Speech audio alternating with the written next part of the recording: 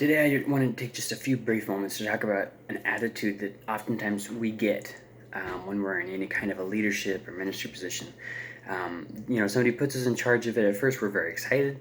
We're anxious to try something new, to achieve great things. But unfortunately, one of the things that oftentimes happens, really in any type of position. It can be a job, it can be a ministry, it can be, maybe you're the new pastor or something like that, is this idea that you own the ministry. When pastors do this, they stop trying to give away authority. They stop trying to, delegate. They stop trying to raise up others. They make it where it's a one-man show. Everything has to go through me. I'm always in charge of everything. I have to be there at every single event. I have to, and it gets to be where it's a power struggle that's not needed.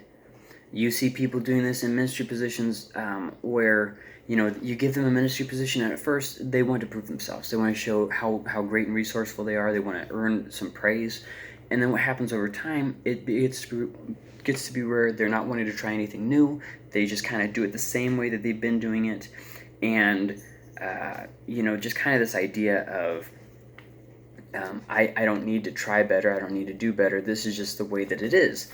And that's kind of what I want to talk about.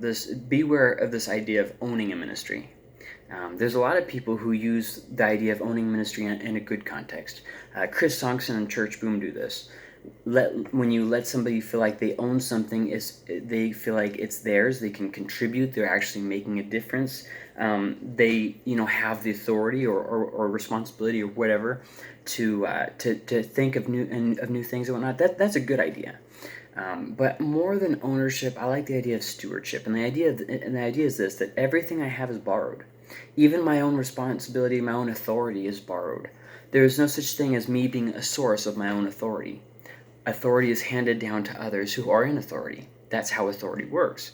And stewardship emphasizes the idea of something that's borrowed and needs to be used wisely instead of something that's owned. But the problem with that is sometimes people take that to another area too. People, for instance, who rent oftentimes are a lot harder on the house than people who own the house. So it can kind of go both ways. But hopefully with the idea of stewardship is the idea that I am responsible for how I take care of this. My money, it's not mine. It's something I've been entrusted with. My job, I've been entrusted with it. How can I do this? My children, they're not my own. I've been entrusted with them. And that's kind of the big difference between stewardship and ownership. But still, there's a lot of people who have the idea that ownership is a good thing, and they use it in the context, and there's nothing wrong with that. Owning is good if it means that you take care of it. If you own something and that means that you're contributing, you're all in, you're contributing everything you can to that, well, then that's a good thing. But if ownership gets to be, well, let me show you how ownership can become a bad thing. First off, it's bad if it means that you don't think you answer to anyone. This is mine. This is, and what I say goes. It's like, well, that's not really a good attitude to develop, especially not in ministry, but also in any kind of a work situation. Like for instance, if one parent has this attitude with their kids, they're not going to be working with their spouse very well. And so it's just, surely you see what I mean. Ownership is bad if you think you don't have to answer to anyone. Ownership is bad if you think you can do whatever you want. This is my show. I call the shots. This is what we're doing. Well, is that a good idea? Do we have the funds for that? Do we have the time for that? Is that really a wise use of... No, that's just the way it is. See, then ownership kind of becomes a bad thing. And it also can be bad if you do a mediocre job instead of giving it your best. If you do everything you do with excellence, that's different. But if you kind of just, well, they're lucky that they have me. If I didn't do it, nobody else would do it. Well, I'm doing it, so I get to decide how I'm doing it. See, that attitude, that's the problem. And so ownership is bad if you don't think you answer to anyone, you can do whatever you want, you do a mediocre job instead of giving it your best, just trying to get through it, basically, giving it minimal effort, minimal attention. And you see even teachers do this too. They get this position of teaching, they love it, and then something inside of them, just with time, they stop trying. And so they start doing a mediocre job on their tests and on their students and on really contributing. In fact, there was a movie that Kevin James put out called Here Comes the Boom, which kind of talked about this a little bit. The idea of just letting your passion, your dreams die, and the people who are depending on you, they kind of die with it too.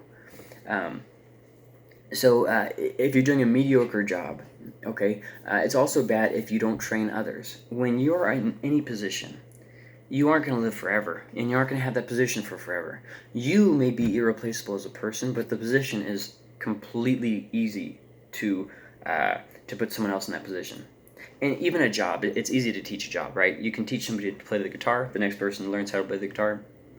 The talent of guitar playing will go on.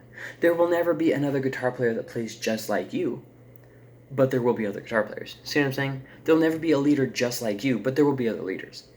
And so as soon as you get in a job, in a position, you have to think about what's coming next, making it easier for the people after you. Maybe you got into a position and the paperwork is just a mess. So maybe you could organize that so the people after you have an easier time. Maybe you could even have some kind of like a list, like, hey, when I got here, this was something that I worked out that helped me a lot. I hope that it helps you out. If you need to change it, that's whatever. Chris Songson talks about, and Church Boom talks about this different way of training people out. First it's, I do, you watch. Then it's, I do, you help. Then it's, you do, I help. So you're starting to hand off the mantle. Then it's, you do, I watch. And you can even get into more where you get to be more of an advisory role, and then where you just disappear in total and it's theirs. See what I mean? But if you aren't using your opportunity to train up others, to teach others, to have helpers, to mentor somebody, what's going to happen is you're going to become stagnant and the position's going to be stagnant, because you do need to always grow and always have new influence and always be willing to, have that learning mindset. And so it's not just about training others. It's also about what opportunities that brings by and what it does in you.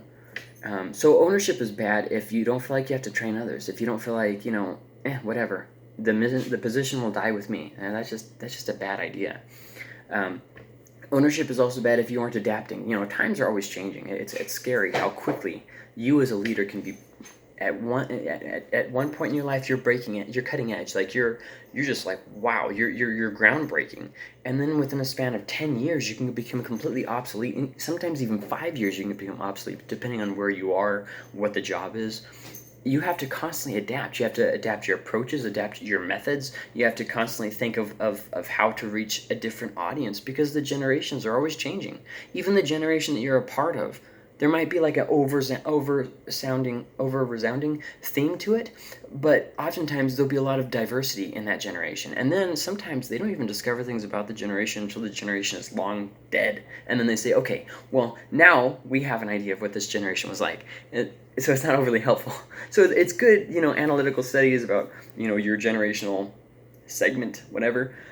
But remember that in all those things, it is very much so limited. So ownership is bad if you aren't adapting. And one of the things that can help you adapt is if you have mentors, you have co-workers, people who come alongside you, team members, and if you have people who are under you that you're training up, that just kind of helps you to adapt. When you are an island, when you are a means of yourself, when you are all by yourself, to yourself, it's a lot easier to grow stagnant, and the ministry starts becoming about people. It starts becoming about you and your preferences. You stop changing, you stop learning, you reach a dead plateau, and then you can't reach others because there's too wide of a gap. Now, I'm not saying compromise who you are, compromise your vision, compromise, the mission. I'm not saying any of those things. There's going to be like what you're selling. For if you're in a business, you're selling a device, some kind of tool like cups or bikes or something. If you're in ministry, you're selling love. You're giving a product, and what you're giving, you should be giving with excellence. Let me tell you about Jesus. Well, it's hard for me to listen to you talk about Jesus if you aren't marketing well. See what I mean? And I'm using business terms, but it's the same concept. You are trying to tell people Jesus. You're trying to give them Jesus. You're trying to get them into a communion, into a relationship with God. And if you're not showing that, and if you're not connecting with them, there's no spreading of the gospel. So, there obviously needs to be adapting. And if your ministry or your position or whatever is you feel like you own it so you don't have to adapt, you're wrong. This is how a church becomes unnecessary in a community. If your church was to suddenly disappear, would the community have anything to say about it? Would they be concerned? If there was a big rumor spread about your church, would there be anybody who would say, "Nah, not them. I know them. They love"? See, and that's kind of a tall order, because I mean, if you look at Jesus, for instance, there was nobody with him. Like there was a lot of betrayal going on there. So that's a tall order. But once again, it's definitely something that we're striving for. So ownership of a ministry can also be bad if you see others as competition rather than multipliers. So see, if you try to do everything yourself, it'll only be what you can handle. But if you train others who train others who train others, all of a sudden the effort is being multiplied, and a lot more gets done with a lot less effort.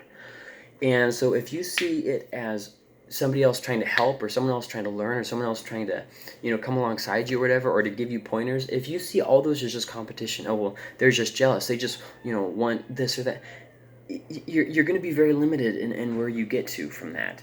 um, Ownership is also bad if you can't work well with others. If you come to a point where somebody's like, okay, well, I had this idea and I'd like to work with you on it, and you're always bumping heads. You've got people that you single out and you chase away, and if somebody rubs you the wrong way, you flush them down the drain. And oh well, you're constantly micromanaging and nitpicking. Do this, do that, don't do this, do. That's not working well. Working well with others means that you have to make some compromises, and the other person will be making compromises, and you are both trying to move forward. There's obviously someone who's in charge, but leaders don't sit back and say, "My way or the highway." It's just one of those things. Um, so when you have really that mindset of no team, no teamwork, I don't need a team, like pastors who don't think they need associate pastors, for instance.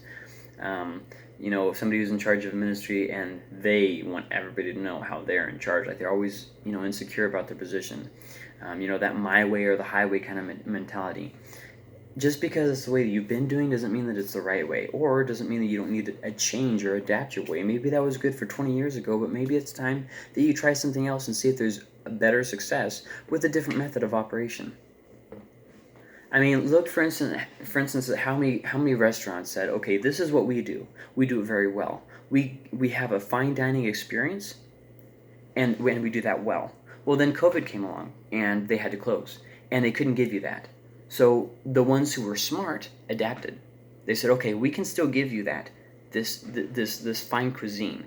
We're gonna adapt our methods, and now you can have it in a to-go process. You can do it in an outdoor dining kind of situation. See what I mean? They adapted. They learned something, and then even now that things are opening back up, they're still saying, okay, how can we do this going forward? And some restaurants, you can tell, aren't very revolutionary. They're just saying, let's go back to the way things used to be. And the problem with that is that the community isn't the way that it used to be. See, people keep saying, well, are things going to go back to the way that things are, or is this the new normal? Neither. Things are always changing. This is another step in the process of change and growth. And you have to, as a revolutionary, work alongside the change of the culture and find a way to adapt and survive. And when you get to a place of ownership in ministry where you're just stagnating, you don't get that.